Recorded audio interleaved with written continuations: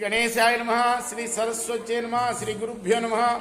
రుద్రరా వాల్మీకి మహర్షి రచించిన శ్రీమద్ రామాయణం యథాతథంగా చెప్పుకున్నాం. ప్రతిరోజు సత్సంగంలో భాగంగా నిన్నటి వరకు మనం బాల, అయోధ్య, అరణ్య, కిష్కింధ, సుందర యుద్ధకాండలు పూర్తి చేశాము.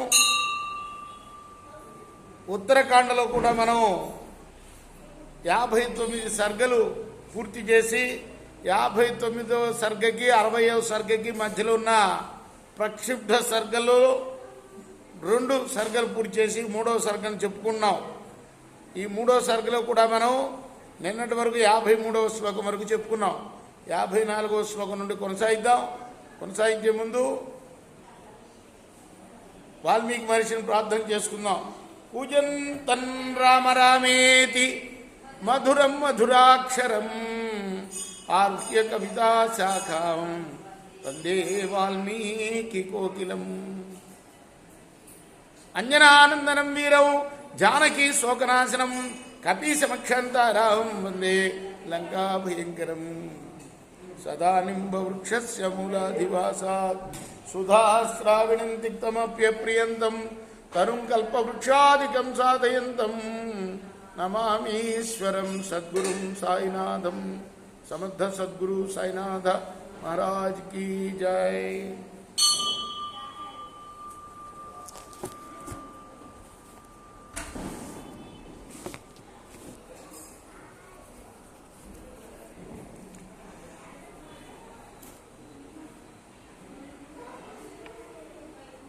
తస్మాత్ వృద్రస్వ దండో వై పాపోహర్తా ప్రాలయం పీడాం కరోతి పాపాత్మా దుర్వినేతో మహానయం.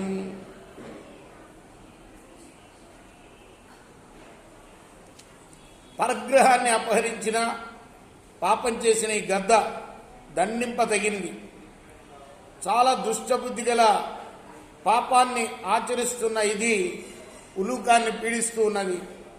అధా శరీరిణి వాణి అంతరిక్షాత్ ప్రబోధిని మావధీరామ బృధ్రంత్వం పూర్వదత్తం తపోబలాత్.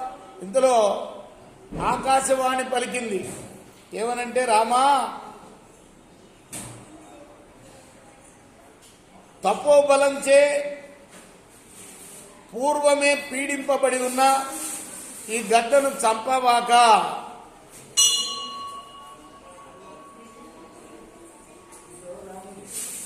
అలానే కాల గోతమదగ్ధోయం ప్రజానాథో నరేశ్వర బ్రహ్మదత్తేతి నామ్నేశ సుర సత్యవ్రత శుచి. రాజా, ఇతడు కాల గౌతముని చేత పీడింపబడ్డ రాజు. ఇతని పేరు బ్రహ్మదత్తుడు. ఇతడు సూర్యుడు, సత్యవ్రతుడు, పరిశుద్ధుడు కూడా. గృహం తస్యాగతో విప్రో భోజనం ప్రత్యమార్గత సాగ్రం వర్షశతం చైవ భోక్తవ్యం ఉపసత్తమా. ఒక బ్రాహ్మణుడు ఇతని గృహానికి వచ్చి, రాజా, నాకు 100 సంవత్సరాలకు సరిపడా భోజనం కావాలి అని కోరాడు. ఎవరు? ఈ రాజు దగ్గరికి వచ్చి. ఏం పేరు? ఈయన పేరు కాలగౌతముడు. కాల గౌతముని చేత పీడింపబడ్డ రాజు. పేరేంటయ్యా అంటే బ్రహ్మదత్తుడు. ఈ బ్రహ్మదత్తుడనే రాజు దగ్గరికి వచ్చి ఒక బ్రాహ్మణుడు కోరాడనమాట, నాకు 100 సంవత్సరాలకు సరిపడా భోజనం కావాలి అని. బ్రహ్మదత్త సవైతస్య పాద్యమర్ఘ్యం స్వయం నృప ఆర్తం చైవాకరోత్తస్య భోజనార్థం మహాద్యుతే. అప్పుడు ఆ బ్రహ్మదత్త మహారాజు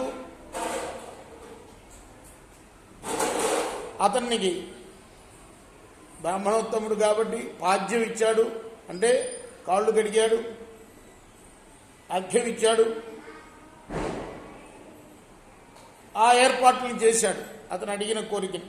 మాంసమత్స్యా భవం తత్ర ఆహారేతు మహాత్మన దృద్దేన మునినా శాపో దత్తోస్య దారుణ. అయితే అలా ఇచ్చిన ఆహారంలో మాంసం, చేపలు కూడా ఉన్నాయట.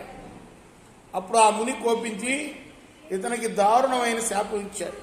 గృధ్రస్త్వం భవ వైరాజన్మామైనం యద స్వబ్రవీత్ ప్రసాదం కురు ధర్మజ్ఞ అజ్ఞానాన్నే మహావ్రత శాపశాస్త్రం మహాభాగా క్రియతాం వై మమానగా.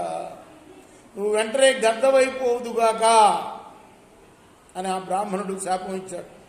అప్పుడు ఆ రాజు మునితో అన్నాడు, అలా అనకు, ధర్మాలు తెలిసినవాడా, గొప్ప నియమాలు కలవాడా, నా అజ్ఞానం వల్ల కలిగిన అపరాధాన్ని క్షమించి అనుగ్రహించు, శాపావసానం తెలుపు అన్నాడు.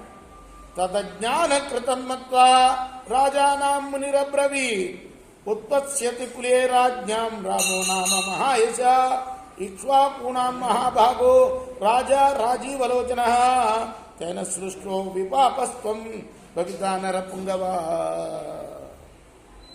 అప్పుడు ఆ ముని రాజుతో అన్నాడు, ఇక్ష్వాకు వంశీయులైన రాజుల కులంలో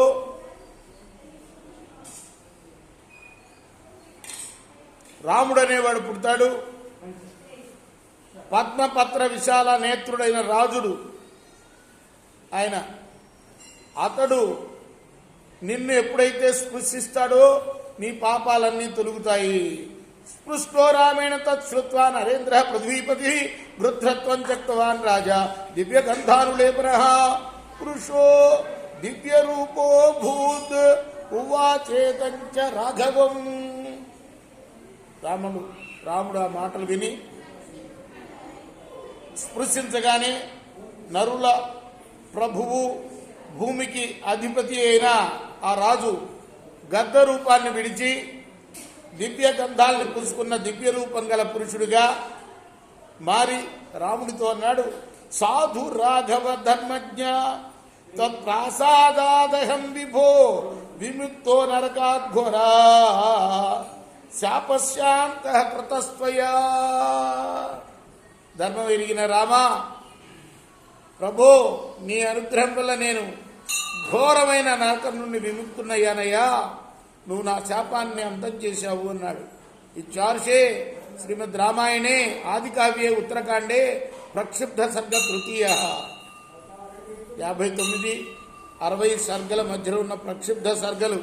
ప్రక్షిబ్ధ సర్గలు అంటే ఈ దేశంలో దొరికిన రామాయణ ప్రతుల్లో, అంటే పూర్వం తాటి ఆకుల మీదనే రాసేవాళ్ళు. ఈ బ్రిటిష్ వాళ్ళు రాకముందు తాటి ఆకుల మీద గ్రంథాలు ఉండేవి. కొన్ని తాటి ప్రతులు ఆకు ప్రతుల్లో ఉండి కొన్ని ప్రతుల్లో లేని వాటిని ప్రక్షిబ్ధ సర్గలుగా చెప్తారు. ప్రక్షిబ్ధాలు అంటే అది అన్నమాట అర్థం. అంటే అది అసలు రామాయణంలో ఉండొచ్చు ఉండకపోవచ్చు అని అర్థం. అందువల్ల ప్రక్షిబ్ధలు అన్నారు. అక్కడక్కడ వస్తూ ఉంటాయి ఇట్లా రామాయణంలో ప్రక్షిబ్ధ సర్గలు. అంటే బ్రిటిష్ వాళ్ళు చేసిన మహోపకారం మనకేంటంటే దేశంలో ఉన్న ప్రతులన్నీ కూడా శోధించి ఇలా ప్రక్షిబ్ధ సర్గలేవో గుర్తింపజేసి వాటిని ప్రింట్ చేయించారు, మనకిచ్చారు వాటిని. సమర్థ సద్గురు సాయినాథ్ మహారాజ్ की जय.